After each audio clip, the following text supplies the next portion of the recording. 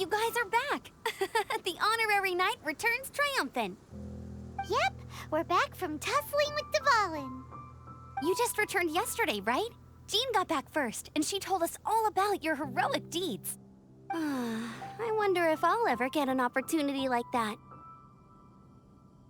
That doesn't come into it. You guys deserve all the credit for how you resolved this crisis. When I brought you into the city that day, I was just doing my duty as an outrider. You're welcome. But have you been waiting for us here this whole time? Of course not. Just because I'm not out on the front line doesn't mean I don't have work to do. In fact, I'm dealing with the aftermath of the crisis as we speak. Aftermath? Here? What happened in Mondstadt? While Master Jean was away, the monsters lurking nearby made a coordinated attack on the city. Fortunately, we weren't completely taken by surprise. I detected the hilly churls were moving closer to the city a while back. Oh yeah! Paimon remembers. When we first met, you were clearing out one of their camps. Exactly. And if we hadn't started making preparations back then, Mondstadt would be in much greater danger by now. Me too. But I have a strange feeling that we're not out of the woods yet. Hilly churls aren't usually capable of coordinating like this. Our best guess is that the Abyss Order is behind it. They've taken over the hilly churls. Good thing we saved Dvalin, or they might have taken him too. That's right. And since I'm the outrider, it's up to me to keep eyes on the Abyss Order from now on. I'm sorry. You should be celebrating your victory, not listening to all this somber talk. I promised to take you out for some sticky honey roast, didn't I? Before everyone got caught up in the storm terror crisis. There's no time like the present, right? You guys hungry? You bet! You may have forgotten till just now, but it's been on Paimon's mind this whole time. Awesome, let's go! It's been way too long since I last ate a sticky honey roast myself. Wait for me at Good Hunter. I'll be right there. I just have to clean up here real quick.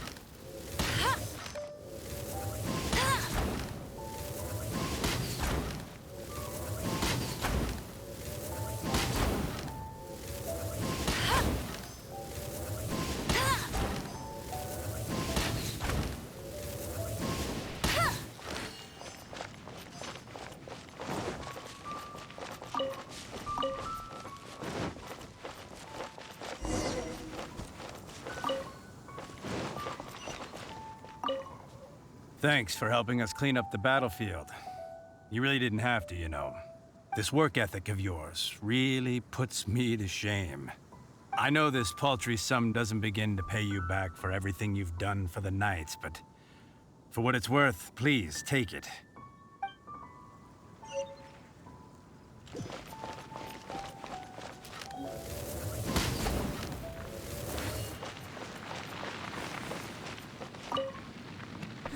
What timing! Not only was Jean away right when the hilly trolls attacked, but Kaya had disappeared too. Luckily, the knights on hand all did an admirable job, and we successfully defended the city. I guess Kaya must have had his reasons. I mean, it's not like he would have just sat the whole thing out at the cat's tail, right?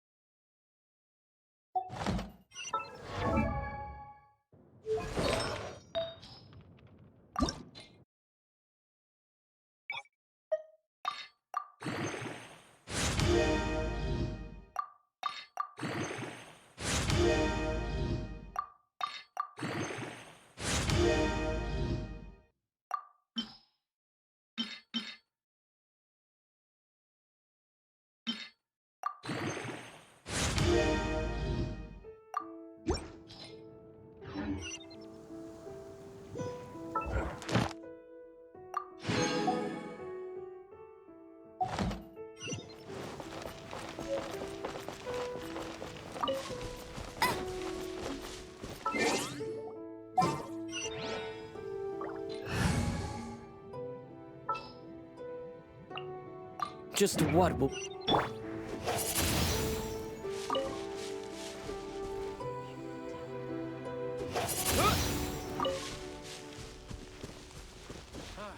Forget it.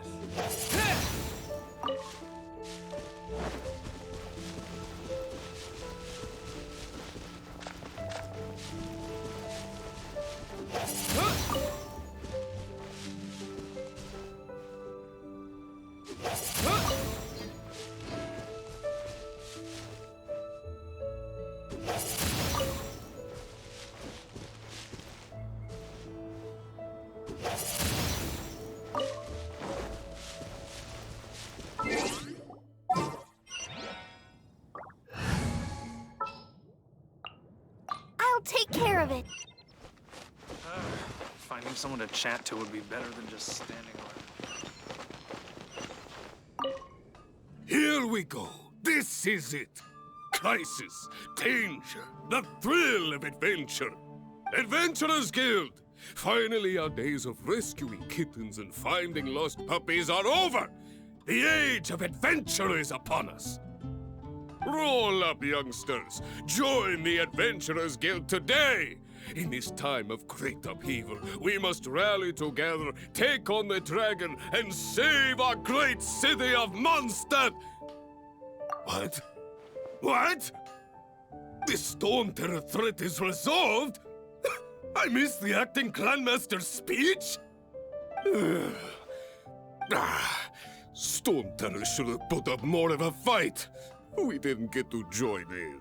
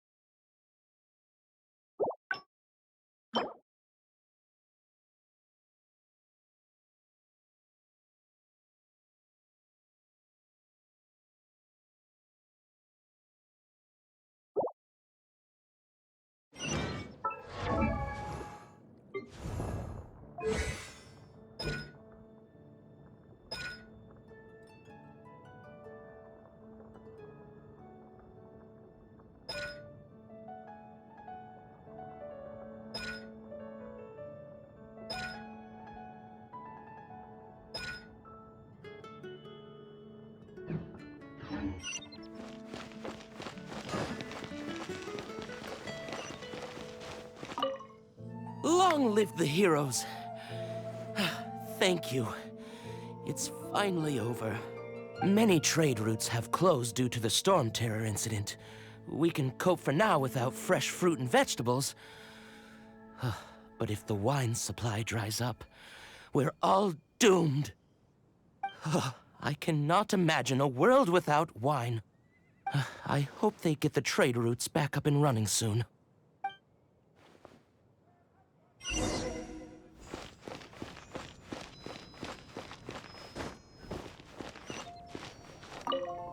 So Storm Terror's true identity is Dvalin, one of the Four Winds. We never should have forgotten his past sacrifice for Mondstadt. Every cloud has a silver lining. We're fortunate that our relationship with the Dragon of the East didn't sour past the point of no return. For that, we have you to thank. And Jean for her unfailing devotion. As long as we have the Knights of Favonius, peace and freedom will prevail in Mondstadt. There's a strange wanderer in your wolven.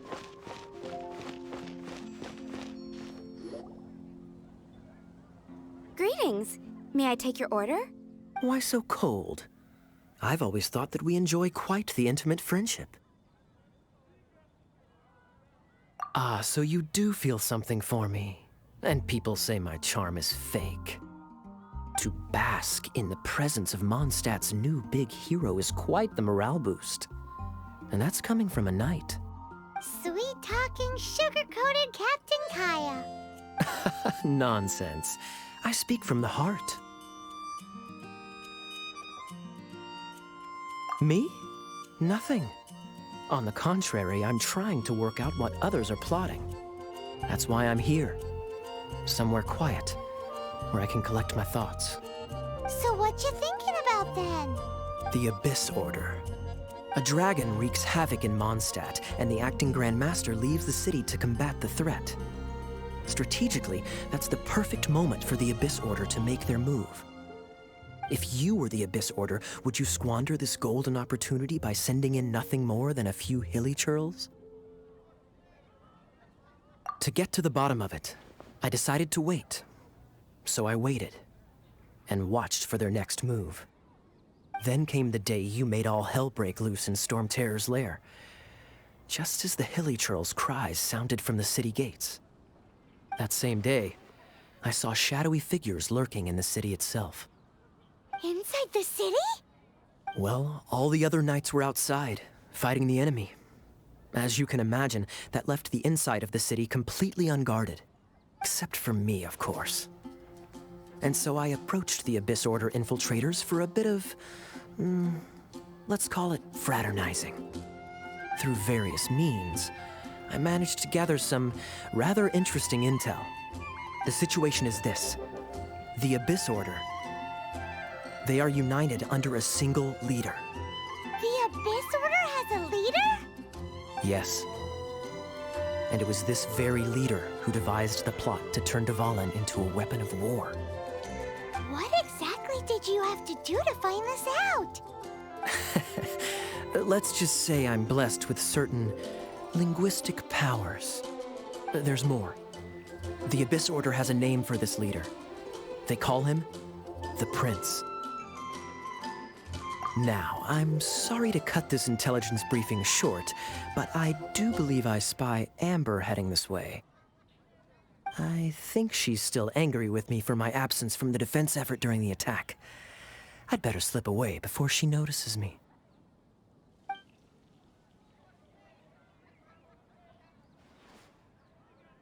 One minute I see Kaya, the next he's slipped away.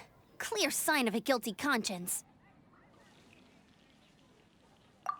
I agree. He sets a terrible example for someone who's cavalry captain.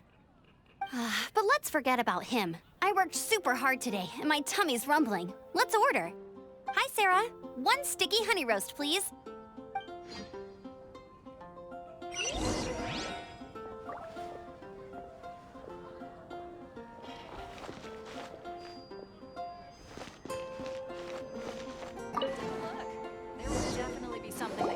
So, now the Storm Terror threat is behind us. What are your plans for the next step? Paimon thinks it's time to leave Mondstadt and keep looking through the 7 nations until we find clues about his sister. Huh, really? Oh, well, I guess this is goodbye for now. Hey, don't feel down. You'll always be a friend of the Knights of Avonius, and our honorary knight. Wherever you may go, and wherever the wind may blow. That's the spirit. Remember, Mondstadt will always welcome you. All right, now let's eat before it gets cold.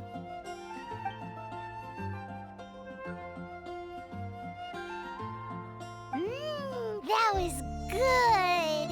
Note to Paimon, Amber's recommendations are worth the wait. Of course. Well, I don't trust myself in the kitchen. You can always trust me with the menu. Oh, I almost forgot to mention. Jean's waiting for you at the cathedral. It's something to do with the Holy Lyre de Himmel. You'd better head there now.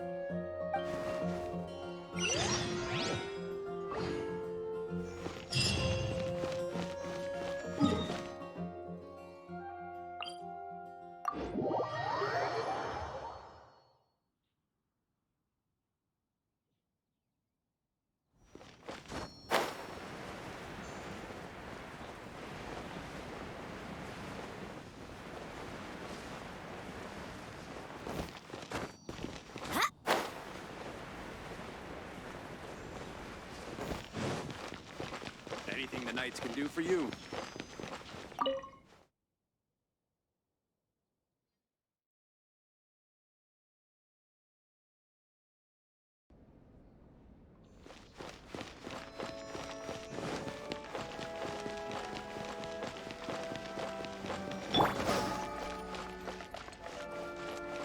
This is Barbara, the deaconess of the church. She is here to retrieve the Holy Lyre to Hamil. May the Animo Archon protect you. I'm not really in a position to speak compared to our acting Grand Master, but I still want to thank you all on behalf of all of Mondstadt for your assistance. Fortunately, everything was resolved peacefully. I can't imagine how an all-out war between the military and the dragon would have ended. Now the Fatui have no choice but to keep their mouths shut. They must be annoyed that things didn't turn out as planned for them. This time, they even lost their best excuse to pressure the Knights of Favonius. Diplomatically speaking, they gained nothing, and on the contrary, simply proved just how vexatious they can be. Sounds like quite the story. So, did you bring the Holy Lyre with you? We cannot ask you to keep defending the lyre forever. The Seneschal has been pressing me for a while now. We, did bring it with us. It's a little... Oh, don't worry. I'm not here to collect rent. The church has always received special funding. The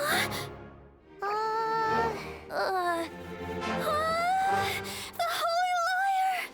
Oh, Lord Barbados! Even if I atone for these sins for the rest of my life, it would still not be enough! Oh, give it here.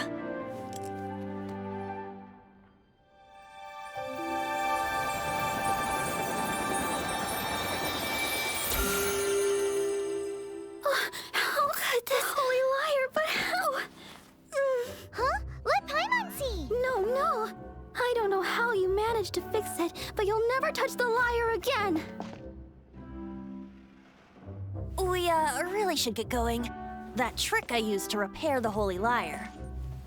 I mean, the magic I used isn't going to hold forever, you know. What? You tone-deaf bard! Hey, don't go!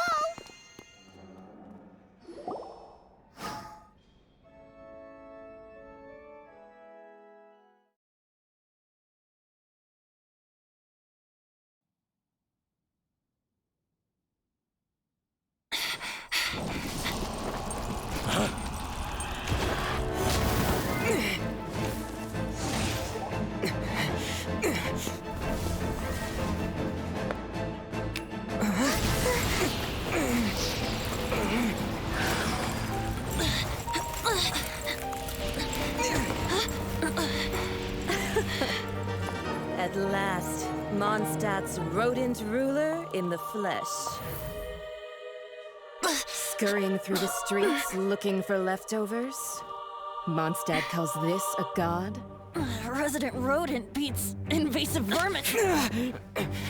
Don't you dare speak back to me, insolent bard. Absentee Archon of Mondstadt. How impotent you've become.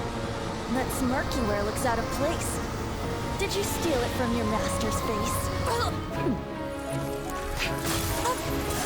You should have held your tongue.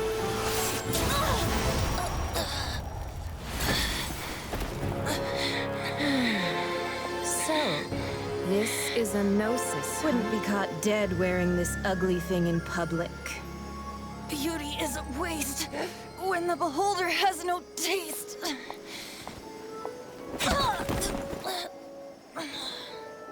Venti! Well, we have what we came here for. Come, before our dear Favonian friends arrive. Leave nothing for them to find.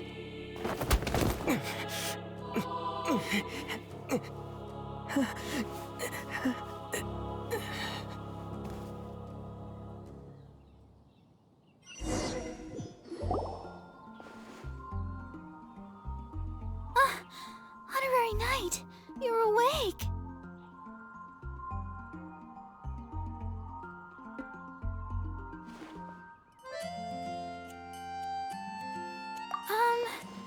I wouldn't say he's all right, exactly. I found you lying unconscious outside the cathedral and used my elemental powers to heal you. That bard awakened first, but strangely, my healing powers had almost no effect on him. This is the first time I've encountered such a patient. But he just said, it's completely normal, and then got up and left the cathedral. He left? Already? Where'd he go? The symbol of Mondstadt's hero. That's what he said. I wanted to stop him, but I mean, Master Jean, said to let him leave. How strange. Paimon remembers Venti healing under that tree before. It's probably due to the connection between Windrise and the Animal Archon. Master Jean has figured it out as well, but we can't tell Barbara. The Fatui were the ones who attacked you? That's too much. Master Jean has already returned to the Knight's headquarters. She said that she will look for evidence. But she also said that if the Fatui didn't leave any traces, the Knights might find it difficult to lodge a complaint against them.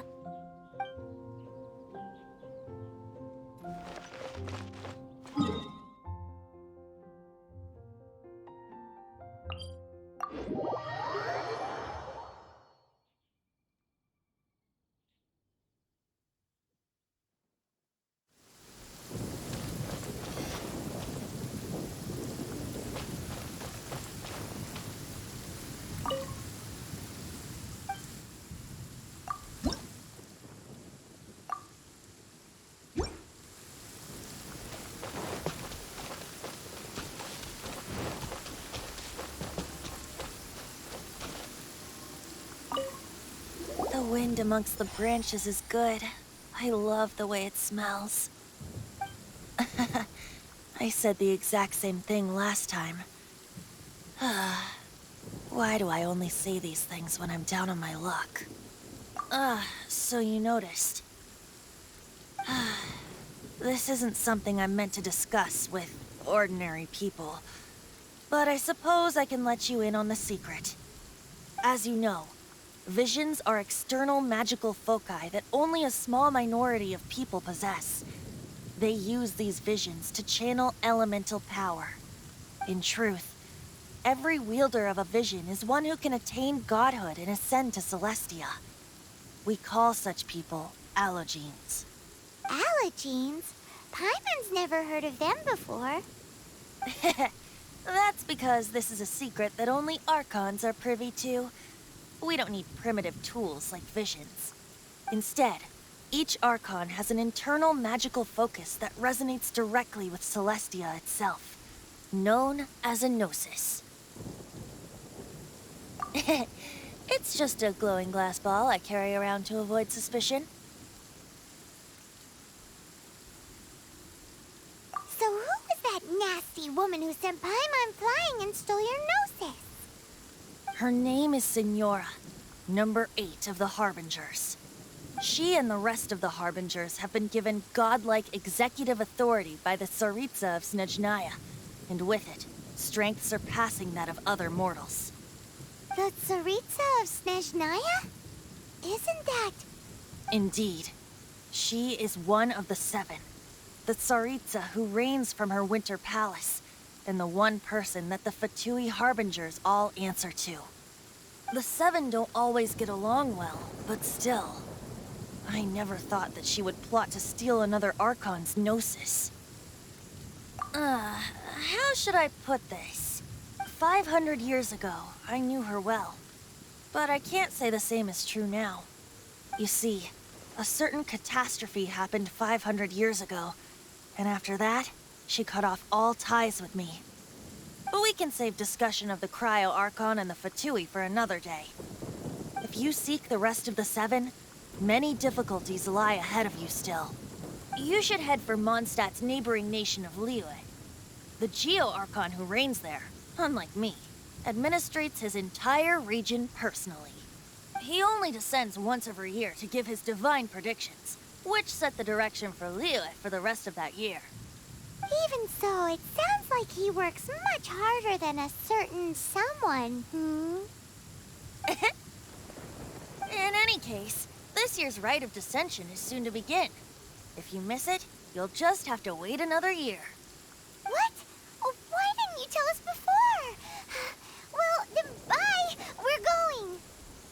One moment, Windborn Outlander. Yep. Traveler, as you set off on your journey once again, you must remember that the journey itself has meaning. The birds of Tevat, the songs in the cities, the Tsaritsa, her Fatui and the monsters, they are all part of your journey. The destination is not everything. So before you reach the end, keep your eyes open. Use the chance to take in the world around you. Great. So, that's that for the Animo Archon's admonishments. Back to Venti time. If you want to chat, now's the time. A bard stays not always in a single climb. Up till the end, Dvalin remembered his duty as one of the Four Winds. As such, I don't intend to forcibly strip him of that duty and force my ideals of freedom onto him. I just hope that Dvalin will be able to choose for himself and understand what freedom is. Before I became an Archon, I too was taught the meaning of freedom in this way by a friend. If you want to chat, now's the time. A bard stays not always in a single climb. Kaya shared some new intelligence, you say? Oh, I see. So, the Abyss Order has a prince who orchestrated the plan to corrupt Dvalin? They were probably trying to turn Dvalin into a weapon of war for the Abyss. But that said, I have never heard of any such princess of the Abyss Order. I think so too. Apparently. But how does a prince come out of nowhere and take command over the entire Abyss Order? If you want to chat, now's the time. That Fatui lady didn't hang around, did she? She just grabbed your gnosis and left? She wanted to avoid any eyewitnesses from the Knights of Favonius. The slightest slip-up here would have destroyed the Fatui's diplomatic relations with the Knights.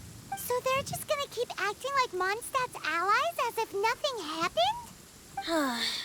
If only the Seven Nations had banded together against the Abyss Order in the first place. The Fatui possess the strongest military among the Seven Nations, yet they've used it to steal the Holy Lyre, covet the power of gods, and use Dvalin as a bargaining chip against the Knights. Speaking of the lyre, didn't Diluc say something like this before? He said that the Fatui could only run amok across the Seven Nations and threaten the Knights because of the Harbingers. Yes. As I said earlier, the Cryo-Archon has given them authority and strength beyond that of other mortals. The Tsaritsa. I haven't seen her in 500 years. What is she thinking? What's her plan? Whatever the answer is, I have a feeling it's only going to make your search for the Seven all the more difficult. If you want to chat, now's the time. As I said before, vision wielders are known as allogenes and may ascend to Celestia.